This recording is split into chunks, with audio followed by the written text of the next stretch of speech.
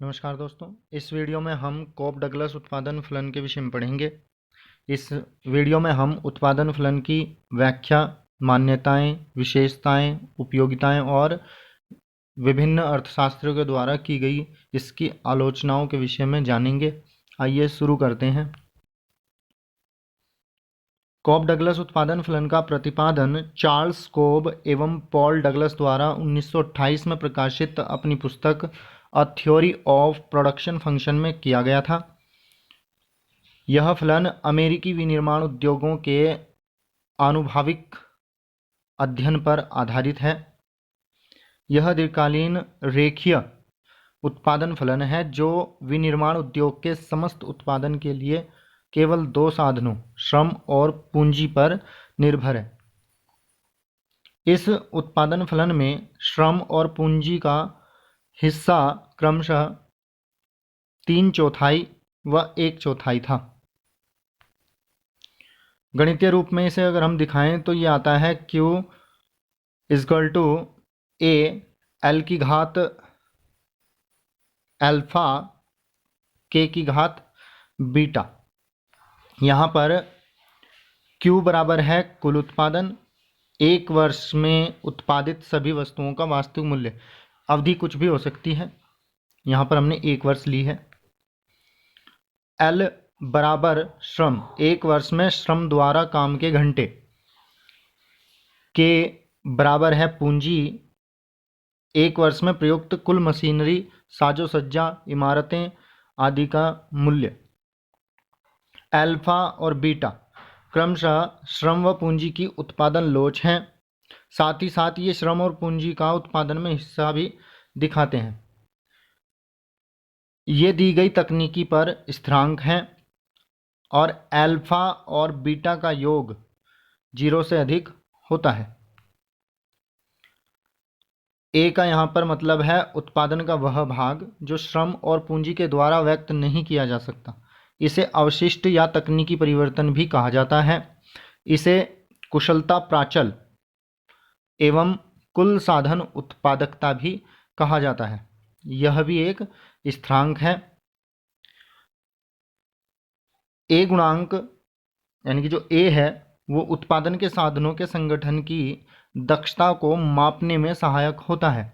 अधिक दक्ष उत्पादन इकाई का ए यानी कुल साधन उत्पादकता भी अधिक होती है, यानी कि श्रम और पूंजी का हिस्सा निकालने के बाद जो शेष बचता है उसकी मात्रा ज़्यादा होती है।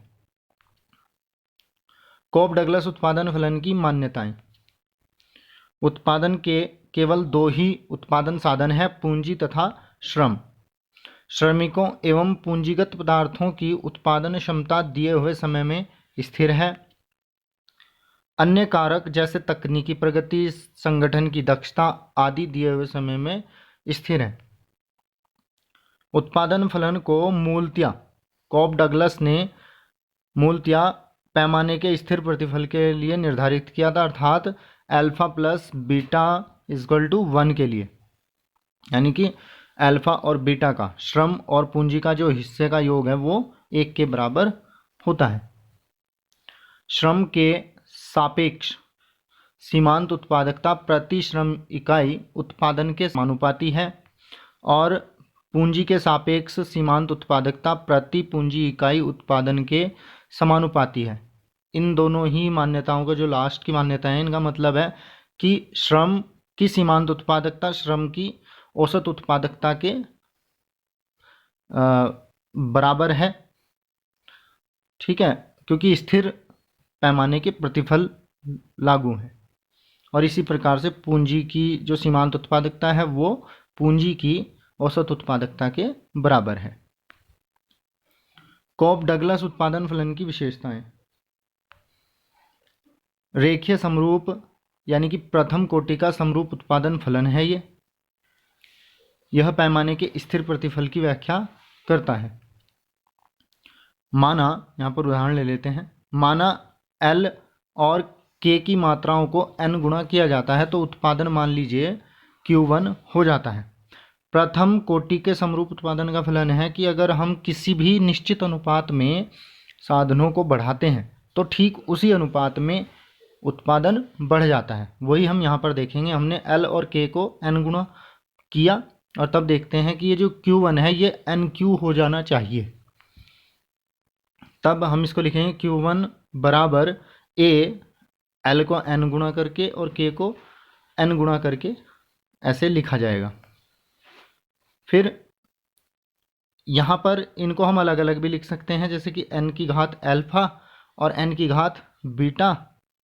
तो जब n की घात अल्फा है, n की घात बीटा है, तो ये दोनों जुड़ जाएंगी और इसको अलग ले लेंगे। फिर हम a l की घात अल्फा और k की घात बीटा को अलग। अब a l की घात अल्फा k की घात बीटा का मतलब होता है q, तो हम इसको ऐसे लिख सकते हैं। अब अल्फा प्लस बीटा का मतलब है 1, क्योंकि प्रथम कोटि का समरूप उत्पादन फलन है, यानी कि अल्फा और बीटा का जो योग है वो 1 के बराबर है। तो यानी कि n की घात 1 हो गई। जब n की घात 1 मतलब NQ। तो आप देख सकते हैं कि जब हमने L और K को n गुना किया तो उत्पादन भी हमारा n गुना बढ़ गया। तो ये प्रथम कोटि का समरूप उत्पादन फलन होता है। दोनों साधनों के बीच तकनीकी प्रतिस्थापन की लोच इकाई के बराबर होती है। ये हमारी दूसरी मान्यता है।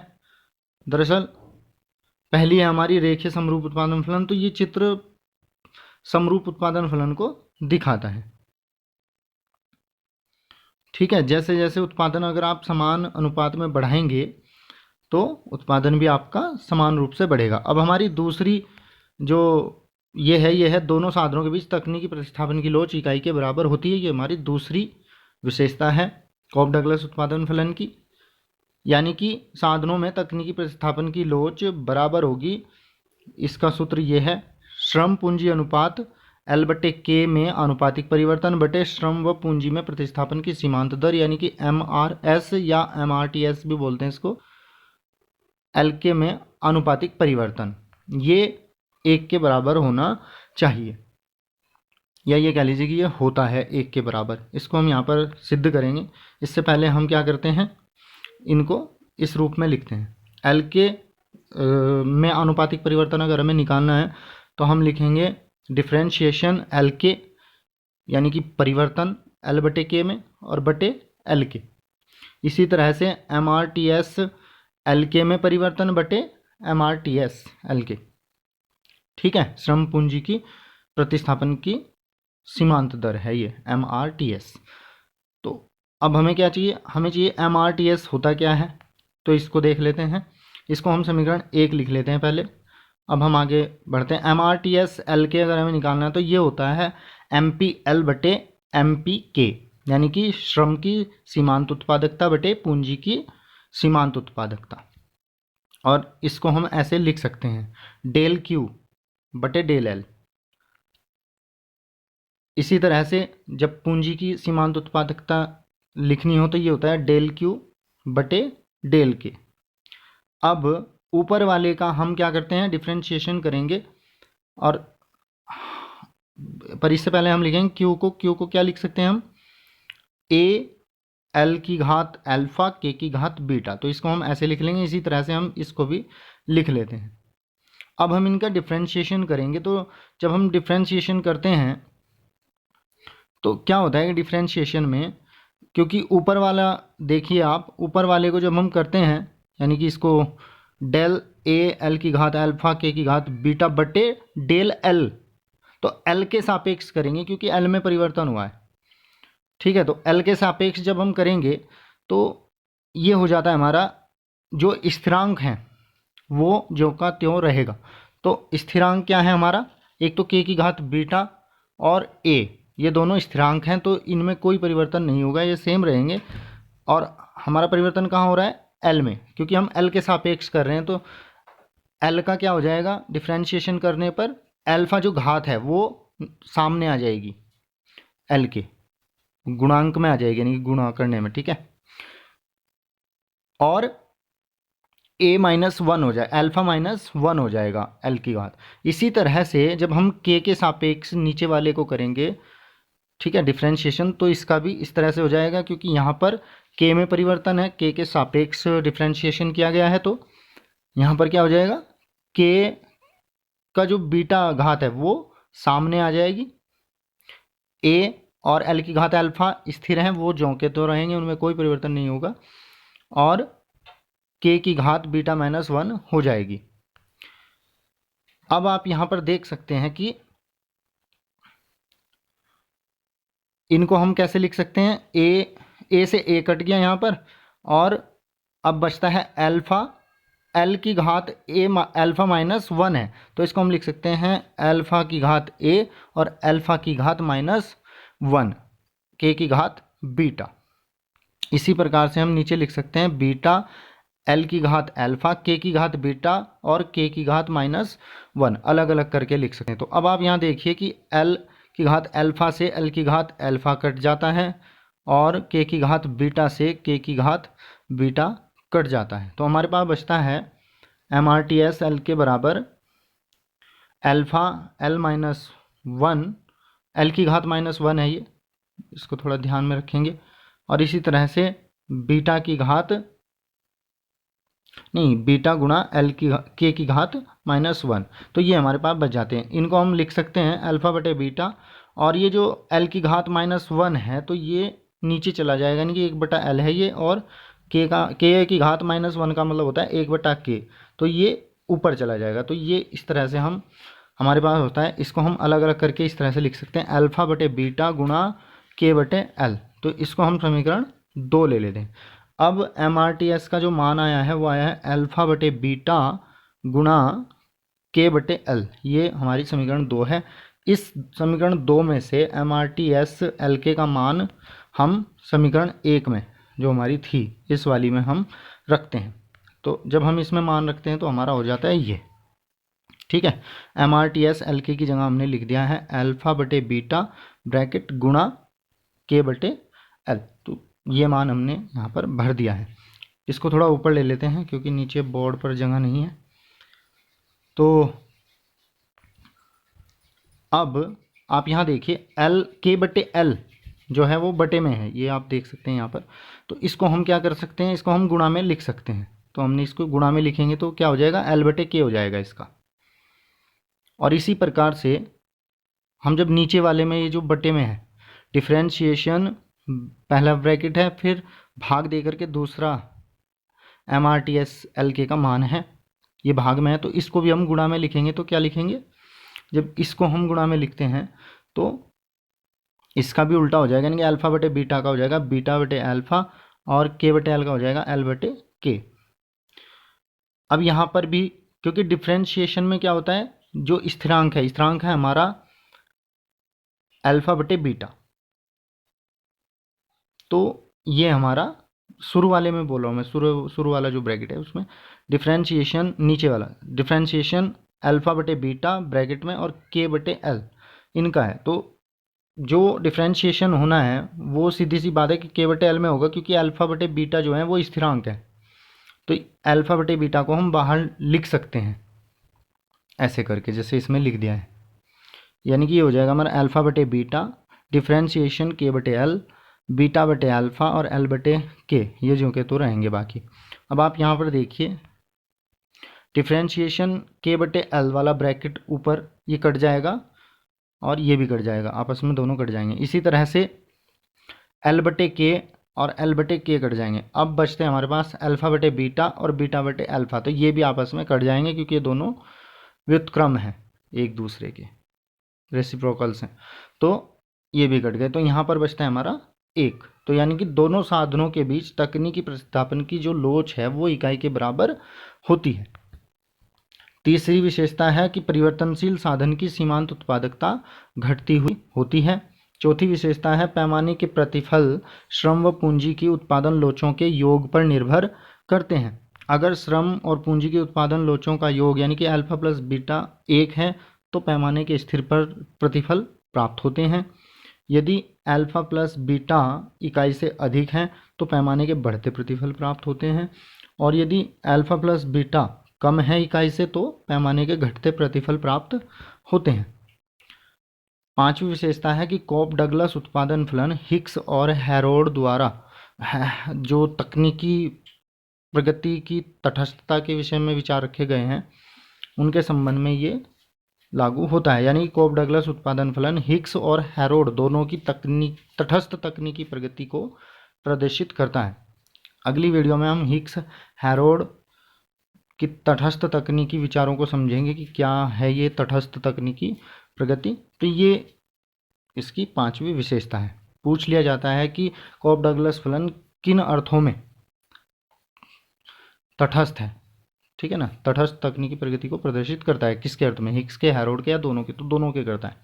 इसी प्रकार से यहाँ से भी क्वेश्चन बन सकता है चौथी विशेषता में से कि कब कौन सा प्रतिफल प्राप्त होता है पैमाने का, ठीक है। तो और भी इसी तरह से ये सभी अगर आप अच्छे से ध्यान देंगे तो आपको पेपर में जो क्वेश्चन आएंगे इन्हीं से रिलेटेड आएंगे, हम पूरा कवर करके चलेंगे इसमें। कोप डगलस उत्पादन फलन की उपयोगिता पढ़ते हैं अब। इस फलन का व्यापक उपयोग विनिर्माणी उद्योगों के आनुभाविक अध्ययनों एवं अंतर उद्योग तुलना में होता है। विनिर्माणी उद्योगों के जब आनुभाविक अध्ययन करने हो या फिर उद्योगों की तुलना करनी हो आपस में, तो हम इसका उपयोग करते हैं इस फलन का। कुल उत्पादन में श्रम और पूंजी के सापेक्षिक भागों का निर्धारण करने के लिए भी इसका उपयोग किया जाता है। श्रम और पूंजी के जब सापेक्षिक भाग निर्धारित करने हों कुल उत्पादन में कि इनका कितना कितना योगदान है या कितनी आय इनको मिलनी चाहिए, तो उसके लिए भी हम कोप डगलस उत्पादन फलन का उपयोग करते हैं। यूलर्स प्रमेय सिद्ध करने के लिए इसका उपयोग किया जाता है। यूलर्स प्रमेय के लिए भी हम अगली वीडियो में पढ़ेंगे, यानी कि इसके बाद हम दो वीडियो बनाएंगे, एक हिक्स और हैरोल्ड के तटस्थ तकनीकी प्रगति पर और यूलर्स प्रमेय पर, ठीक है। तो अगली विशेषता है इस फलन के जो मापदंड हैं अल्फा और बीटा, इनका उपयोग अंतर उद्योग और क्षेत्रीय तुलना के लिए किया जाता है। क्षेत्रीय तुलना मतलब जो सेक्टर हैं अर्थव्यवस्था के, प्राथमिक, द्वितीयक, तृतीयक, उनमें किस अनुपात में श्रम और पूंजी जो हैं वो विनियोजित किए गए हैं, इसका पता लगाने के लिए, इनकी तुलना करने के लिए भी हम अल्फा बीटा का उपयोग करते हैं। और अंतर उद्योग की तुलना के लिए भी हम इसका इस्तेमाल करते हैं। सोलो का सम्मिलित तकनीकी परिवर्तन मॉडल कोप डगलस उत्पादन फलन पर ही आधारित है। तो कोप डगलस का जो फलन है उस पर सोलो का सम्मिलित तकनीकी परिवर्तन मॉडल निर्भर करता है।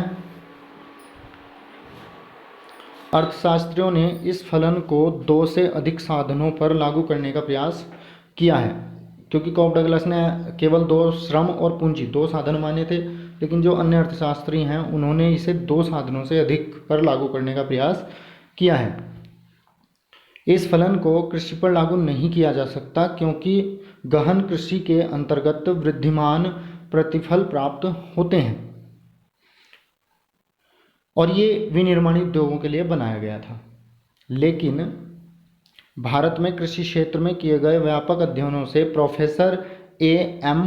खुसरो ने यह प्रमाणित किया कि भारतीय कृषि क्षेत्र में स्थिर पैमाने के प्रतिफल पाए जाते हैं, यानी कि भारतीय कृषि में स्थिर पैमाने के प्रतिफल लागू होते हैं। तो इसलिए यानी कोप डगलस उत्पादन फलन भारतीय कृषि के क्षेत्र में लागू किया जा सकता है, ये भी इसकी एक उपयोगिता है।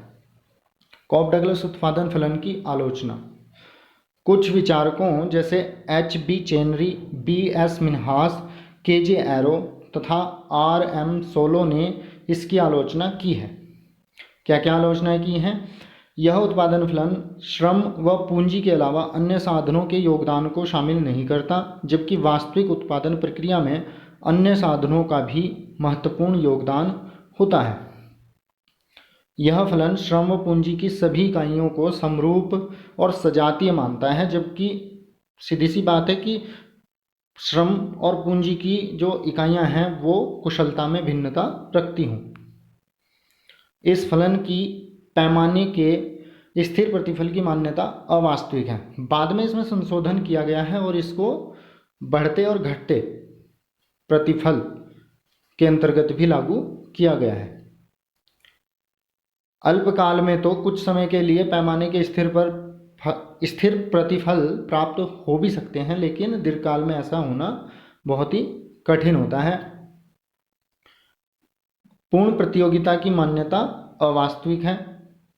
यह फलन साधनों की प्रतिस्थापनता की मान्यता पर आधारित है और साधनों की पूरकता को शामिल नहीं करता। यह मान्यता अल्पकाल से संबंधित है, जबकि ये दीर्घकाल के लिए बनाया गया है। इस उत्पादन फलन में पूंजी की माप की समस्या उत्पन्न होती है, क्योंकि यह उत्पादन के लिए केवल पूंजी की मात्रा को लेता है, परंतु उपलब्ध पूंजी का पूर्ण उपयोग केवल पूर्ण रोजगार की स्थिति में ही हो सकता है। और दूसरी बात, पूर्ण प्रतियोगिता में हो सकता है। खैर, पूर्ण प्रतियोगिता की मान्यता तो इसने ली है, लेकिन पूर्ण रोजगार की स्थिति में ही पूंजी का पूर्ण उपयोग किया जा सकता है, जबकि अर्थव्यवस्था जो है अल्प रोजगार की स्थिति में होती है।